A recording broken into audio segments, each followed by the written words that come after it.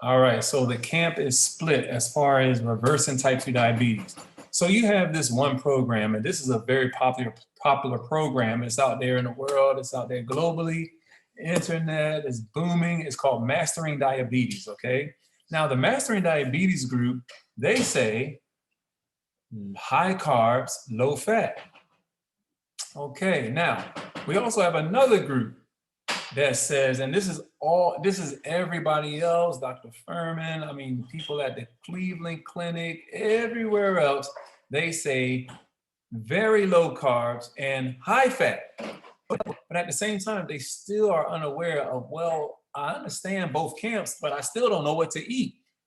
So what we have to do is there, there's keto, there's Atkins, there's paleo, there's so many different diets out there and lifestyle habits and changes out there that you have to understand which one is going to be best for you. But scientifically, which one works for your system as a diabetic? And of course, you already know what put you in this position in the first place. Now, let me share something with you, okay? Because this gentleman is out there also. His name is Dr. Grundy. Dr. Grundy has this olive oil that's on the market. Very popular olive oil. Of course, I have some myself. And let me give you a heads up. If you're going to buy Dr. Grundy's olive oil, do not use it to cook with. Give me one second, just letting somebody in here. So do not use it to cook with, all right? You're only using this as it's prescribed. You're going to take at least 2 tablespoons of olive oil, 2 tablespoons of olive oil. Now, let's see here. What is the significance of taking 2 tablespoons of olive oil? First of all, up here it says it's polyphenol rich, polyphenol rich. So this bottle, look at this bottle. It's very dark, very small, and it's glass. Now I'm going to share with you certain oils that you never should put into your system, especially as a diabetic. But look at this, guys, look at this. And I take it, I use it, I love it. It's wonderful, it tastes good. It's polyphenol rich. So what are polyphenols? Polyphenols are those molecules that is going to be absorbed when you eat the food and use this oil. Is molecules that's absorbed. And what it does is it actually slows the absorption of carbohydrates in the small intestines. So therefore, if it's a slow absorption of carbohydrates, polyphenol rich, you're not going to have a spike in your blood sugars. So on this point right here, a lot of times people are going to advertise things, but give exact terminology and science behind it so you can completely understand why that you should use this. And a lot of people buy it and they're actually cooking with it. It doesn't burn. Remember, the reason why you can't cook with it because this is extra virgin. So it definitely does not burn well because, give me one second, please. I'm sorry. It does not burn well because it's not highly processed. So therefore you can actually drink it. So that's polyphenols. That's polyphenols. And you can get other things that's loaded with polyphenols. Raspberries, strawberries, these things are also loaded with polyphenols. That's why they're called antioxidants, antioxidants. So when you say antioxidants, a lot of people throw that word out there as well. Antioxidants, everything, you need your antioxidants. And give you an example, right? So if you oxidize something, so an apple, when you bite into an apple, what happens? It becomes oxidized because air is getting into the apple. However, it's the same thing as a banana. You know, you once you break that peel, you're not going to have that banana around for a long time. You can't just keep it on the counter. It's going to be all brown the next day. These are oxidized, okay, because air gets to it and it starts to rot away. Especially if it's organic, which is the best thing for you. If it's organic, it starts to rot away. That's the best thing for your food. I mean, for your body, that's the best thing for your cells. But antioxidants, which means it's against oxidants, there's this old saying, the blacker the berry, the sweeter the juice. Blueberries, blackberries, these are the best antioxidants because you can cut open a blueberry, you can cut open in half a blackberry, a raspberry, and they're not going to change colors. So that's why they're called antioxidants, and it does wonderful, wonderful benefits for your system, especially polyphenols. So it's called phytochemicals, okay? These chemicals that we get into our system from fruits and, of course, veggie greens. But going back to this right here, and thank you for joining. If you're joining for the first time, I do appreciate it. Thank you for joining, much appreciated. But let me show you this right here, okay? Going back to this bottle, because you've seen this too much, and a lot of us, we just don't know. And that's why we have to go over these things. And please, every single Monday, we go over wonderful information. And these are going to be tidbits to help you understand what you should and what you should not be eating. And when you see all of the hype of low carbs and high fats, or low fats and high carbs, what is going to be the true science behind both camps?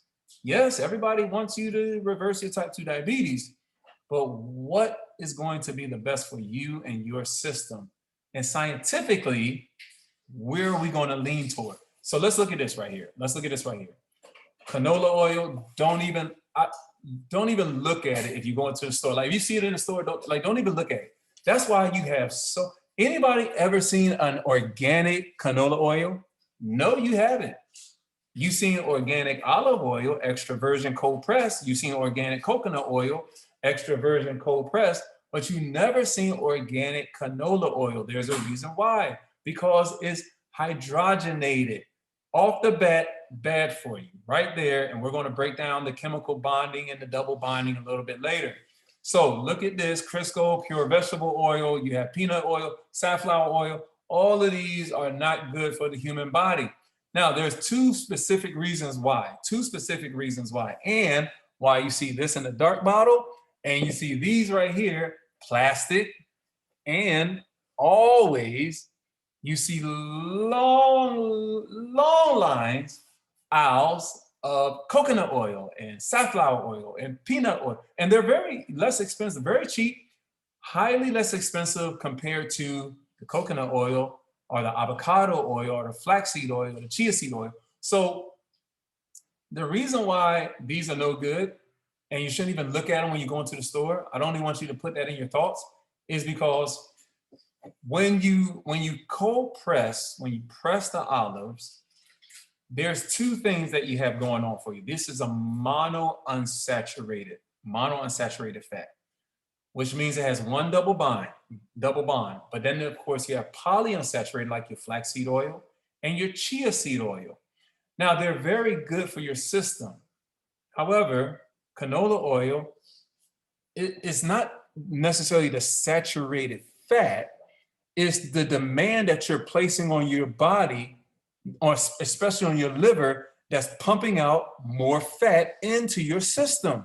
And the more cholesterol is pumped out from the liver because of what you're putting into your system, then guess what? Your body says, we're under attack. We have to do something. We have to do something right now. So your body does the best thing. It releases cholesterol from the liver in order to repair any damage to the interior walls of your arteries. And the interior walls of your arteries is called the endothelium layer. That's a very thin layer of cells right there on the inner walls of your arteries. So how do they get damaged? They get damaged by, maybe I shouldn't tell you this so early, but they get damaged by high blood sugars. Now, where do you get the high blood sugars? You get them from bread, pasta, high carb diet. You get them from cereal. You get them from all these. And of course, don't even use margarine. So there's two things about these oils. Why this is dark and those are light. It's heat sensitive and it's light sensitive.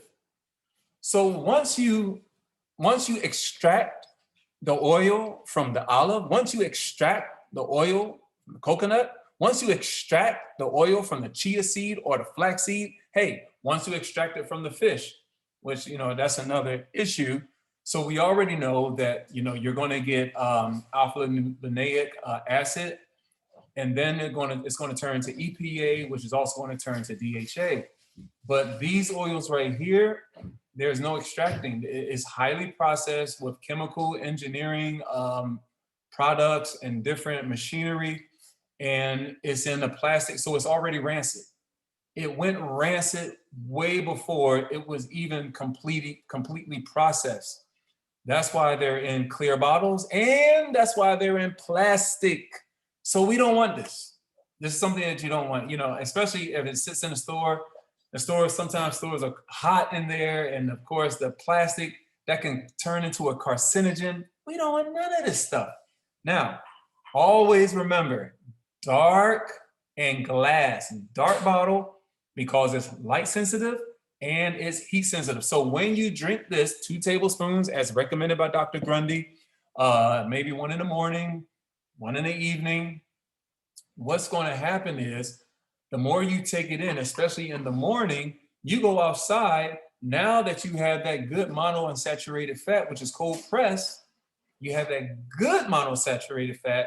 Now, because you have that good cholesterol on your skin and in your cells, then the sunlight is going to hit your body and it changes the cholesterol because it's light sensitive and you got the good oil in there. It changes the cholesterol into vitamin D. So that's the precursor of vitamin D, is the good cholesterol. However, I'm not going to say it's bad cholesterol. I'm not going to say bad cholesterol. I say good, but that, you know, I'm just kind of using terminology that you're used to. Everybody heard of bad cholesterol, the LDLs, the low density lipoproteins. But then you got the good cholesterol, HDLs, the high density lipoproteins. Well, guess what? They're both good. They're both good. It's just that the LDLs got a bad rap, okay, over the years. You know, it happened once everybody started eating more carbs back in the 60s. You just seen in the 60s and the 70s and the 80s, you've seen people starting to get bigger and bigger and bigger. Why? Because they started to put in more carbs and less fat. So this whole idea that you have to reduce to fat almost to nothing, remember guys, it's called essential fats. Let me show you something. Let me find something for you, okay? Let me find something for you. It's called essential fat. So right here is one of your cells, okay? This is what a cell looks like. And then of course you have this right here, just a little extracellular level. You need the cholesterol. The cholesterol is wonderful for your cells. It acts as a protective barrier for your cells. It acts as a protective barrier for your organs. But it's called essential fat. Your body does not make DHA. The only thing that makes DHA is like one cell organisms in the sea. That's why a lot of people, you know, they really eat a lot of fish to get that DHA, to get the omega-3s. But today's world, with all the pollution, with all the pollutants, the plastic, irritants, and everything else in the chemicals inside of the oceans, you can forget fish trying to be your #1 source of anything good nowadays. So where do you want to get your omega-3 fatty acids? #1 is going to be chia seeds. Do you know that you can use you can use a tablespoon of chia seeds and you're going to get about 9 grams of omega-3 fatty acids in the form of polyunsaturated fat. But at the same time, you're going to get your fiber. You're going to get your fiber. So the chia seeds, a tablespoon of chia seeds is going to give you some wonderful fiber, and it's going to give you a wonderful fats, good cholesterol going into your system. Flax seeds as well. Now, the difference between chia seed and flax seed. Chia seeds, you can actually sprinkle over your salad and your body's going to digest it quite well. Remember, the only thing that's actually digested and absorbed in the stomach is going to be your protein, because your protein has to break down to amino acids in order for your body to use it. But the flaxseed is a little different. The flaxseed is a little different. The flaxseed is not going to break down. So if you eat flaxseed as the seeds, you're going to see them in your stool. You're going to freak out. You're going to see, like, what are these dots in my stool? So what you want to do is you want to grind them up in a little like NutriBullet or a Vitamix. Make sure you have some type of blender on hand. There are certain blenders that's not going to do the trick. Some of the Ninja blenders, they really don't do that well, but make sure you have a good blender on hand so you can grind up the flax seeds. You can grind up the chia seeds as well. You can also, there's certain recipes that you can use chia seeds and make it a dessert. Oh my goodness, it's so wonderful. But if you grind it up, don't grind up too much because you got to use it the same day. So if you don't use all of it, remember, light sensitive and heat sensitive, because people extract the chia seed, oil from the chia seed and the flax seed in order to use for oil. So remember those two things, light sensitive and heat sensitive. So if you grind it up and you're going to sprinkle it over your salad or whatever it is that you're eating at that time, just make sure that you freeze it. Freeze it until the next day, but try not to go 3 days. Only try to use it 2 days in order for you to really get the good benefits from it. Remember, we're talking about omega-3 fatty acids. This is what our body needs. So let's go back to the test. You have a test this evening. And here's his face. Let me show you this. Let me show you Dr. Grundy. Just in case, I'm sure you've seen it. I'm sure you've seen him. Dr. Grundy, he has different products out there. But, and look, I don't sell this stuff. I'm just giving you a reality just in case you see you ever see an ad or an infomercial and you're thinking, man, I don't know about that. I don't know. All you have to do is just hop on Monday night. I'll tell you all about it. We'll talk about the keto. If the keto is good for you, we'll talk about the paleo. We'll talk about Atkins. We'll talk about all these things. And by the way, I did them.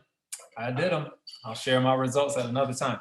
So let's go back. Let's go back to the test. You have a test this evening.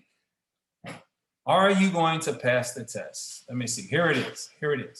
And it is 6:50. So I got 10 minutes. So here it is. You get an A+. Now we're talking about food. A lot of diabetics, they don't know what to eat. They're like, man, should I eat this? Should I refrain from it? If I don't eat, am I hungry? What should I eat in the morning? What should I eat at lunch? What should I eat in the dinner? What should I eat for? They don't know. And on top of that, they're not exercising. So you got to remember what put you in this position in the first place. So once you understand what put you in this position in the first place, that will help you to understand what to eliminate from your system.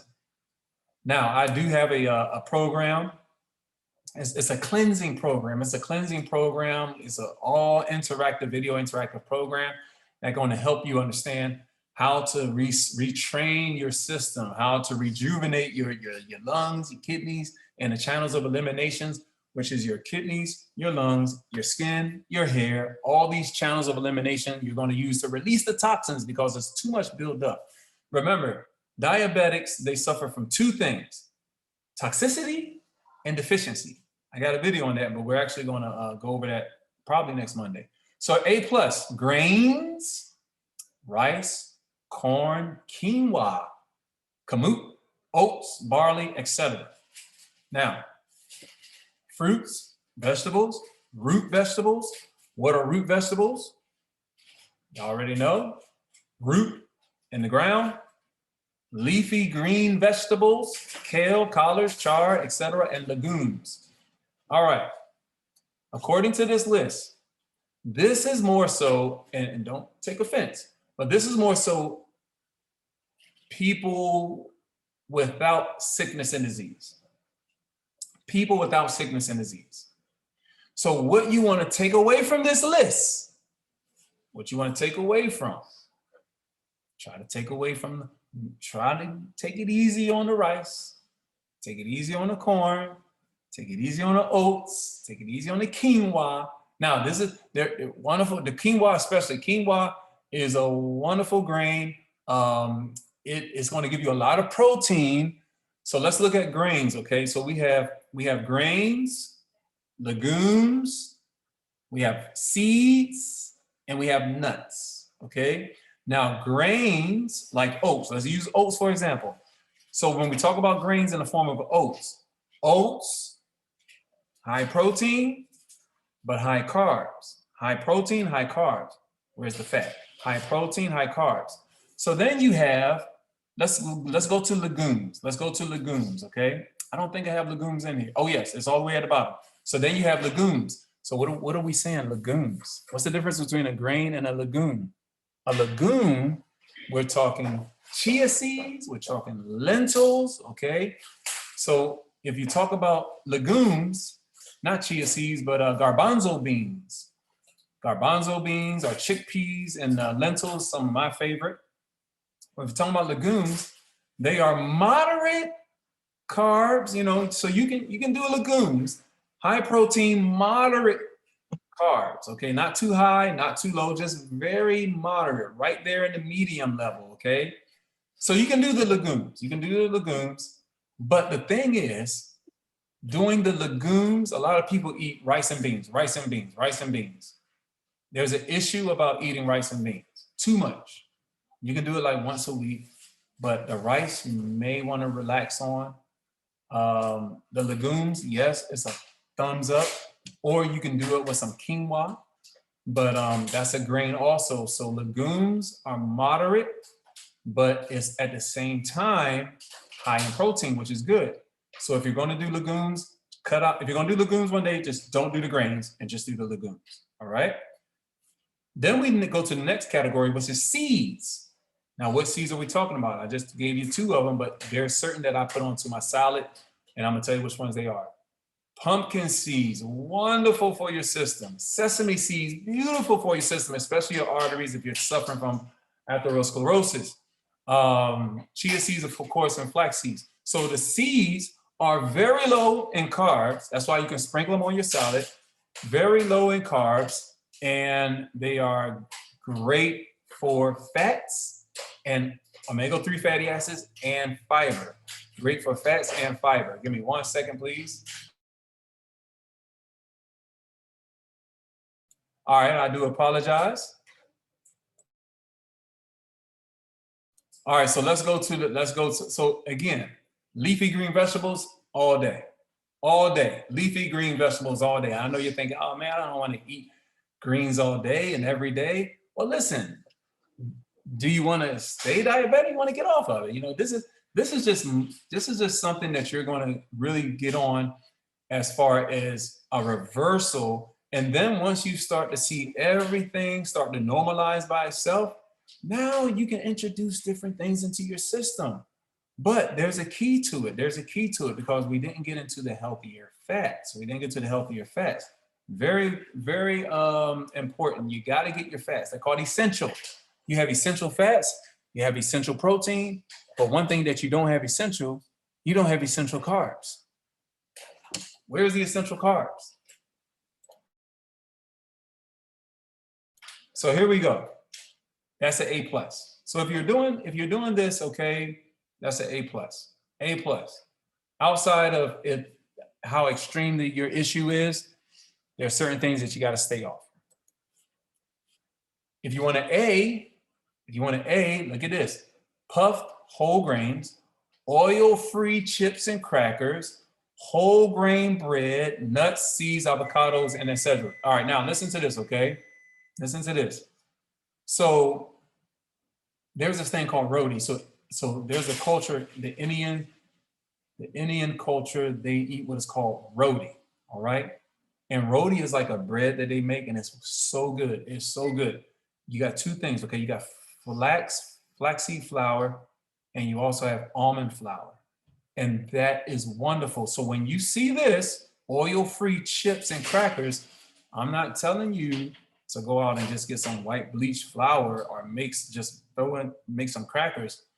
There's a way you have to do it, but roti, you can make it and then you can cut it up, put it in the oven, low heat, let it harden up. There's your chips, there's your crackers right there. But once you get like Townhouse crackers, I'm trying to think of another one, Ritz, those are partially hydrogenated. And you don't want to do that in your system because, of course, we're trying to reverse and overcome certain sickness and disease. We don't want to add to it. So that's why, listen to this. That's why a lot of people that are plant-based and vegans, they still come in my program and they're thinking, wait a minute, I'm healthy. I'm vegan. I don't eat red meat and all that stuff.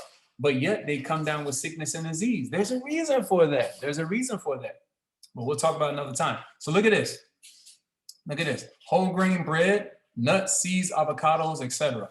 Avocado Avocado, one large avocado is going to give you 22 grams of saturated fat. 22 grams.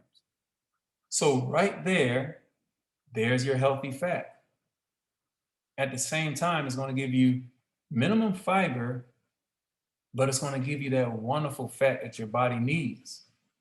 And I need to share with you later on at another Monday, the benefits of eating an avocado and eating that healthy fat, what it's going to do for you, opposed to eating oats or barley, what that does to you as well. And I commend anybody that said, you know what, I cut out the eggs, I cut out the pork product, whatever, bacon or whatever you eat in the morning, and like you said, I just stick to the oatmeal with blueberries and maple syrup. But there's an issue with that. There's an issue with that.